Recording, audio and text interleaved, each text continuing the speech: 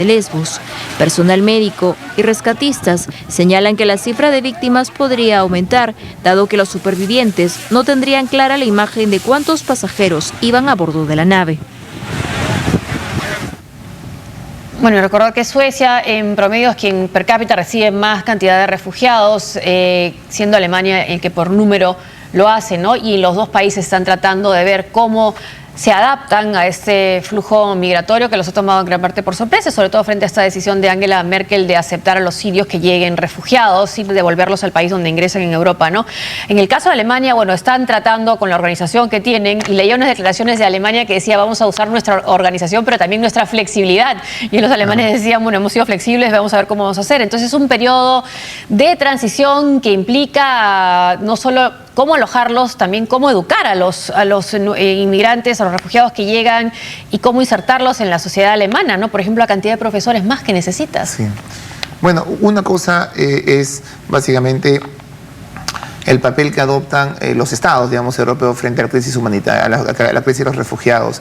Algunos estados con una posición mucho más dura, otros con una posición dura y a la vez flexible, si es que caen los términos tratándose de Alemania, otros pues mucho más abiertos a recibir, como puede ser el caso de los países escandinavos.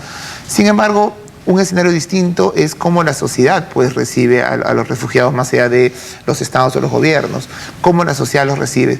Y la verdad es que era esperable, teniendo en cuenta el avance de los grupos de extrema derecha en Europa en los últimos años, no ahora, en los últimos 5 o 6 años, era esperable que podían darse manifestaciones, de alguna manera sectores críticos, eso era esperable. Pero algunas veces hay cosas que ya no son esperables y que justamente muestran la peor cara de una parte de la sociedad europea, ¿no? Y es justamente cuando nos enteramos que se ha dado, por ejemplo, en países una ola de incendios, es decir, que gente participe incendiando estos hogares, con lo que esto puede significar en materia de vidas humanas, el caso menor, pues, que podría haber sido pues también parte de este conflicto, de este enfrentamiento.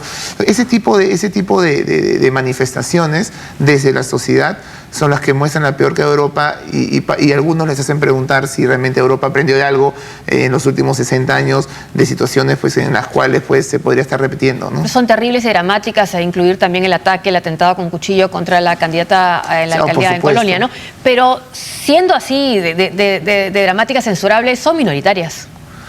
Sí y no, digamos, en el caso de Alemania, pues hay encuestas que señalan que digamos, Pegida, o mejor los sectores de ultraderecha en algunos, por ejemplo el Dresden, podrían tener pues 40%, 35%, entonces minoritaria dependiendo de cómo lo vemos, de repente a nivel nacional, pero cuando vemos algunas regiones que irónicamente no son las que más reciben refugiados, ¿no?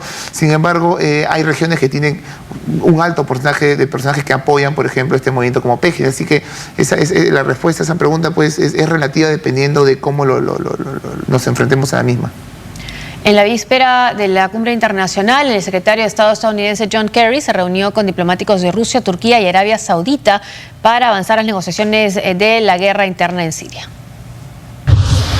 Una nueva ronda de conversaciones sobre la guerra civil en Siria se llevará a cabo mañana en Viena. Pero en la víspera de la conferencia multilateral, el secretario de Estado norteamericano John Kerry se reunió con los ministros de Relaciones Exteriores de Rusia, Turquía y Arabia Saudita, con la finalidad de avanzar con las negociaciones, a las que otras diplomacias se añadirán mañana, como la de Irán, que fue invitado por primera vez. John Kerry y su homólogo iraní Mohammad Javad Zarif se entrevistaron a solas, pero no se conoció los detalles de la reunión. Al parecer se centraron en un principio en el programa nuclear de Irán. Un diplomático de la República Islámica aseguró que el encuentro no tuvo nada que ver con Siria. A su llegada a la capital de Austria, Javad Zarif manifestó que no hubo condiciones para su participación en las negociaciones y por ello su país aceptó. Quienes trataron de resolver la crisis siria han llegado a la conclusión de que sin Irán no hay manera de alcanzar una solución razonable a la crisis. A la cumbre también acudirán los cancilleres de Alemania y de Reino Unido. Asimismo estará en Viena la jefa de la diplomacia europea Federica Mogherini, el emisario especial de la ONU para Siria Staffan de Mistura y altos representantes de China, Irak, Qatar, Líbano, Egipto, los Emiratos Árabes Unidos y Omán. Recordemos que la semana pasada se llevó a cabo el primer encuentro, pero no pudieron ponerse de acuerdo sobre el destino del presidente de Siria, Bashar al-Assad, quien es el principal obstáculo para que exista una salida política en ese país. La portavoz del Ministerio de Exteriores ruso, María Zakharova, dice que el principal objetivo de las conversaciones en Viena es poner en marcha un diálogo político. Esta reunión es para ayudar con el lanzamiento lo antes posible de un proceso político en Siria a través del diálogo, como se estipula en el comunicado de Ginebra del 2012. La canciller alemana Angela Merkel y el primer ministro chino Li Keqiang están de acuerdo en que debe haber una solución política a la crisis en Siria. En repetidas ocasiones, Pekín ha expresado su oposición al uso de la fuerza para resolver el conflicto. Hay gran expectativa por esta reunión en Viena y pueden haber algunas posibilidades más que antes, quizás por esta participación también de Irán, ¿no? Sí, bueno, es una megacumbre, dicho ese paso, que es resultado de una situación insostenible en Siria. Más de 250.000 muertos, la crisis de los refugiados, el tema del Estado Islámico, hay una serie de consideraciones, la intervención de Rusia que militariza aún más el conflicto y deja el desenlace pues para, digamos, no hacer un desenlace rápidamente. Ahora, hay elementos positivos de esta cumbre.